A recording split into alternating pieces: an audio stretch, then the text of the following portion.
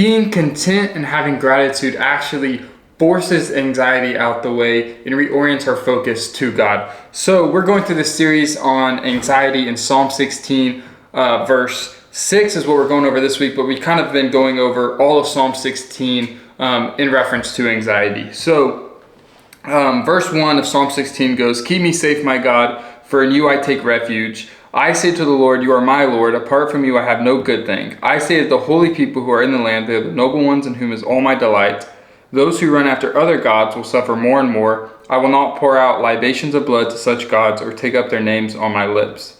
Lord, you alone are my portion and my cup. You make my lot secure." And then verse 6, which is what we'll be on this week, is, "The boundary lines have fallen for me in pleasant places. Surely I have a delightful inheritance." So we see in this verses, starting with Psalm 16, verse 1, it says David's cry saying, "Lord, you are my refuge. You keep me safe." And then verse 2, where it says, this is David being reorienting his values and saying, "God, you are Lord, not the things of this world, God, but you are the supplier of all those good things." And then in verse 3, it talks about finding all his delight in God's people and in the church and the people of God and not the things of this world.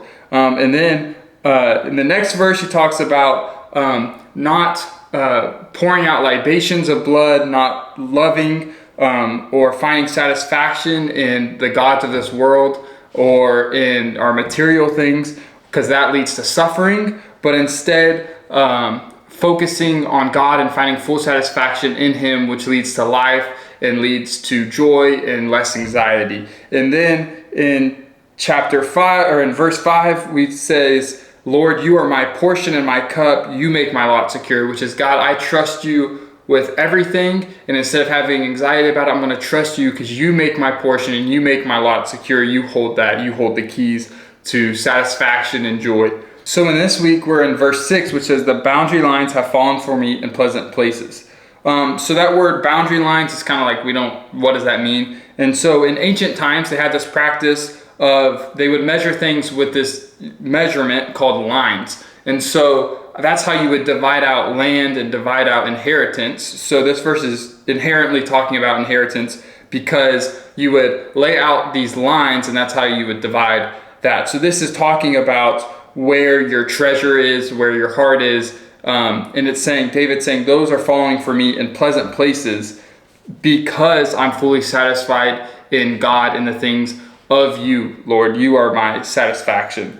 And then he goes, "Surely I have a delightful inheritance," which is like, surely my inheritance is secure because things are falling for me now.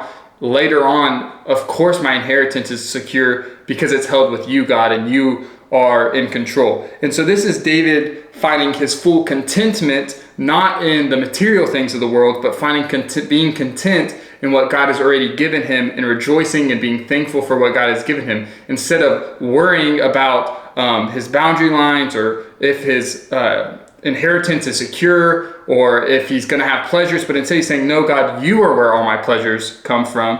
And so I'm going to find my full satisfaction in you alone, God, and not the things of this world." And then, because you are the source of all those good things. And so this is ultimately finding full satisfaction in God and not the things of this world. And when we do that, anxiety tends to run away, because whenever we tend to have anxiety, it's because there's a reorientation in our heart. Things aren't right. We are being not content with what God has given us, but we are wanting things or desiring things that the world gives us, or like such as money or relationships or this new job or this assignment. Instead of focusing on those things, we should be focusing on God and that He satisfies us and meets all our needs and gives us a good inheritance through Him. And so that's kind of what this verse 6 is talking about. Next week we'll go in verse 7 and continue the series on Psalm 16. And I encourage you to check out the previous videos if you haven't seen those. Thank you.